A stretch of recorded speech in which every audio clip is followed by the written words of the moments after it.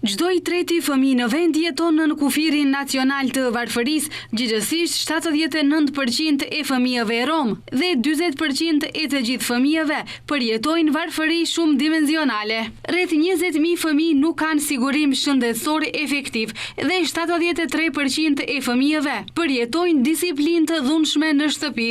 Tregojnë të dhënat e prezantuara në konferencën Garancia për fëmijë, rruga për të përfunduar varfërinë dhe përjashtimin e fëmijëve, të organizuar nga Ministria e Politikës Sociale dhe UNICEF. Ministri i Politikës Sociale Fatmir Limani tha se të dhënat për varfërinë e fëmijëve janë alarmante dhe tregojnë nevojën për ndërmarrjen e masave urgjente.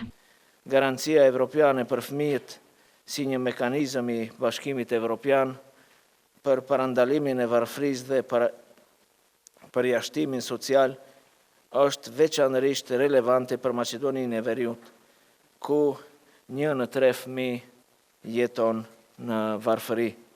Kjo është një shkallë ndjeshëm më e lartë se ajo e varfërisë në nivel të popullatës në përgjithësi.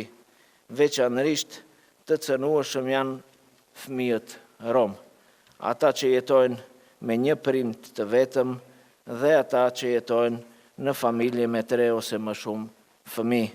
Përfaqësuesja e UNICEF-it në Republikën e Maqedonisë së Veriut, Leslie Miller, tha se Garancia Europiane për fëmijë ka për qëllim parandalimin e varfërisë së fëmijëve dhe mundësimin e mbrojtjes sociale për ta. 1 në 3 fëmijë jetojnë në varfëri, 40% e fëmijëve përballen me varfëri. Varfëria e fëmijëve është më shumë se mungesat e ardhurave, ndikon në shëndetësi e në arsim. Pa mbështetje, këta fëmijë ngelin prapa në mësime. 29% e fëmijëve rom jetojnë në varfëri. Rreziqet gjithashtu kanë të bëjnë me fëmijët me aftësi të kufizuara dhe ata që rriten pa familje. Shumica prej tyre përballen me vështirësi në sistemin shëndetësor.